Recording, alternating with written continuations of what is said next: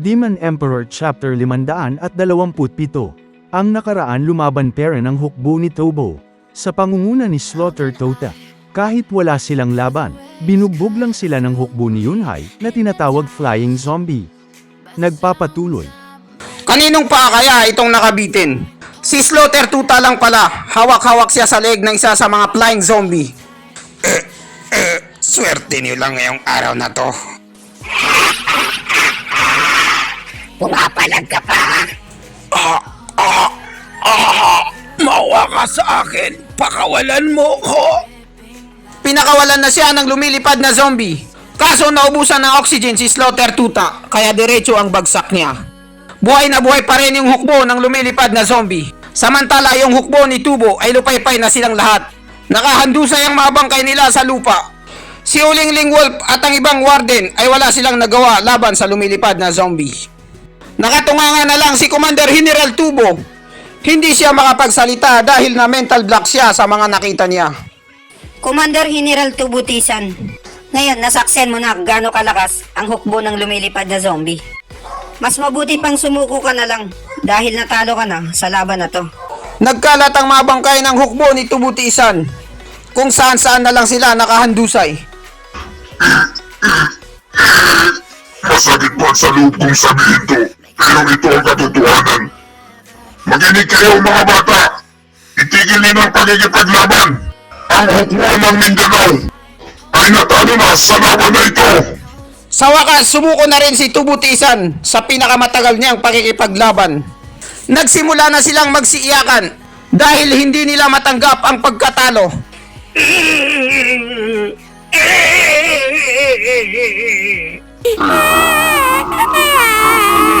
Nakangiti si Yunhai na abot hanggang tenga.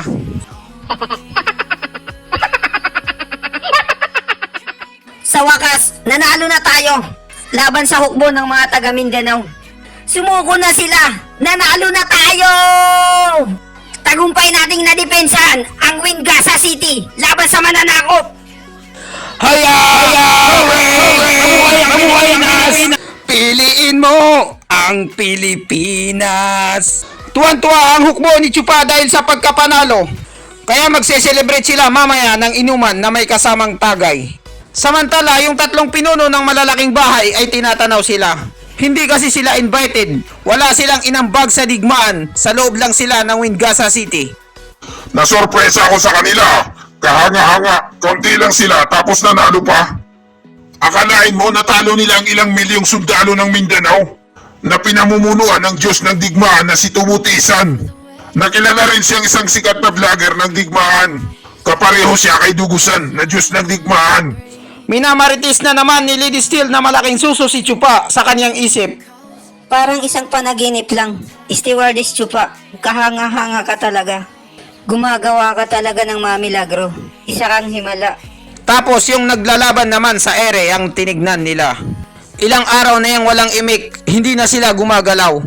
Kasalukuyang pa rin nakagapos si Gus Santos sa gintong kadena ni Zenki. Taong pantas, ano nang susunod na gagawin natin? Hindi pa natin siya naitutumba. Talagang makunat ang balat ng hayop na to. Kung ibang tao lang, ang tri-barrier natin ay sinipsip na ang lakas niya. At patay na siya sa mga oras na to. Pero ang buwid na to, hindi siya isang tao. Dahil kung tao siya, imposibleng buhay pa siya sa mga oras na to.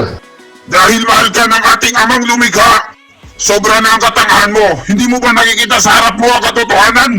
Tingnan mo kasi masyado, gamitin mo yung dalawang mga mata mo. Mukha ba siyang tao para sa'yo? Hindi na makilala ni maskaradong bandido si Gus Santos kung tao ba siya o halimaw. Nagkaroon pa sila ng pagtatalo kay Langit na Pantas. Kalimutan na lang kaya natin ang lahat at maghiwalay na lang tayo. Saka na lang natin siya singilin ng utang sa susunod na lang na pagkikita. Siguro sa araw na lang ng katapusan. Tingnan niyo itong nangyari sa atin. Naka-stop lang tayo dito na parang statwa.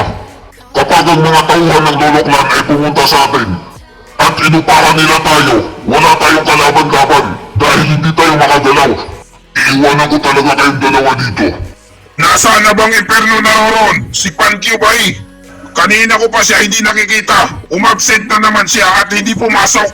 Kung nandito lang sana siya, nabigyan niya sana tayo ng kahit konting oras. Tanggalin na kaya natin ang kadena na to at umalis na tayo. Pag-isipan na lang natin ulit kung anong magandang gagawin natin sa susunod.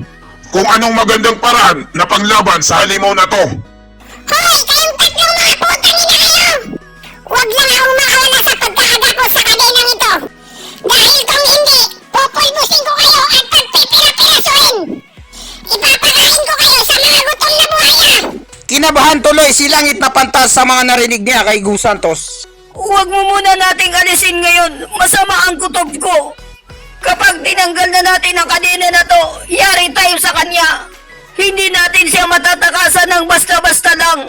Tama ka sa sinabi mo. Biglang naging black and white yung kadena. Hindi na siya ginto, kumupas na siya sa tagal ng oras. Nagtaka tuloy si Langit at Lupa na Pantas, ba't iba na ang kulay? Anong nangyari? Ba't bumalik sa dati? Naloko na! Humina na ang kadena! Taong Pantas, anong ginagawa mo? Saan ka pupunta? Kumalas na pala si Mascaradong Bandido sa kadena, kaya hindi na ito ginto. Iniwan niya yung dalawa sa ere na hindi nag-iisa. Mga nagay sa buhay niyo. Ngayon humina na ang kadena. Ang halimaw na yan ay papatay niya tayong tatlo. Mas magandang pigilan niyo muna siya habang ako'y tumatakas. Napakawalang hiya naman ni Mascaradong Bandido. Gagawin niyang pain ang mga kasama niya. Ikaw, putangin ng traitor ka! Ipinagkalulo mo kami! Bigla ka na lang mangiiwan sa ere ng basta-basta lang, parang wala tayong pinagsamahan! Kayo, nagtaksil din kayo sa akin nung una! Kaya huwag kayong magmaninis, gumanti lang ako, kaya patas na tayo ngayon!